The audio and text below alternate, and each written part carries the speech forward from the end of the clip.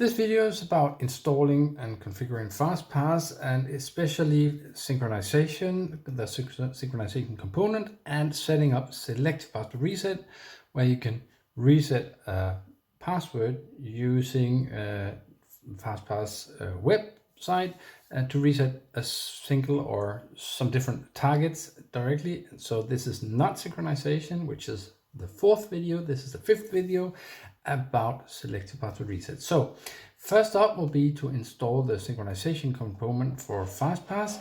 That's done by opening an administrative command line, changing directory into the second folder where the password sync server is, then simply execute the MSI package like this from the command line. Next up will be the connection to your SQL server. So you already have the SA password for that. You can just use that in this example for the installation. By default, it will install into the password sync database. Leave that as standard if you don't need to change it. It can be changed to whatever other database name you would like, but it's easier like this.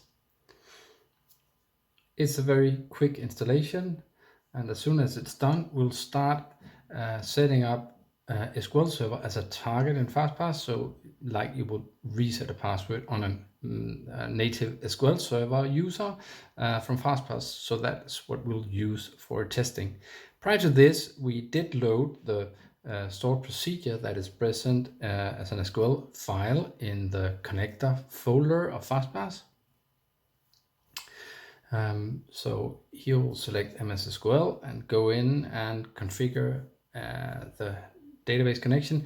For this example, we just installed on the local host. For the SA, we'll use the SA account for this. Of course, you would not do that normally. After verifying the connection here, we can enable the user repository.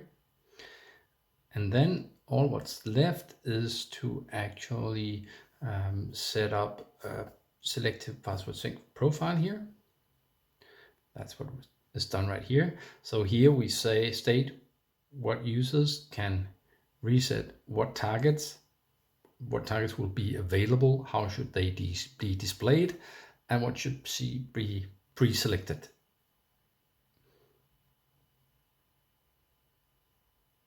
This is the group, and the target here is just here it's selected as a mandatory target, but you can have, of course, select yourself how to the users should be able to do that. So in the reset operation, we'll just change that operation, so it will add a new authentication profile, so the end user can choose from these, and here we'll create a different profile for the selective operation, so the end user can choose either Active Directory or selective.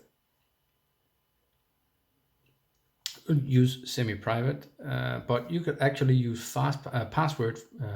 You use your Active Directory password if you wanted to reset the password on another target.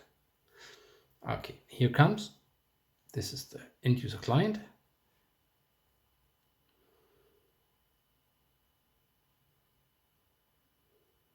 So this user only have access to, it's only a member of the selective group, so that's why you only see one button. If he was a member of both groups, you would have seen two buttons. So we put in the new password for SQL Server, and of course note that you'll have to create that user also in SQL before. So now the end user can see real time what's happening. And now, right now you can see the target is defined and now it's succeeded.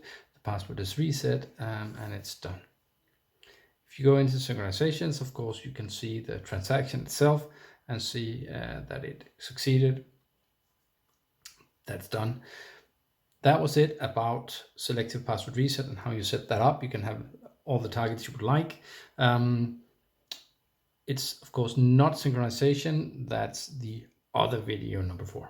Thank you for listening.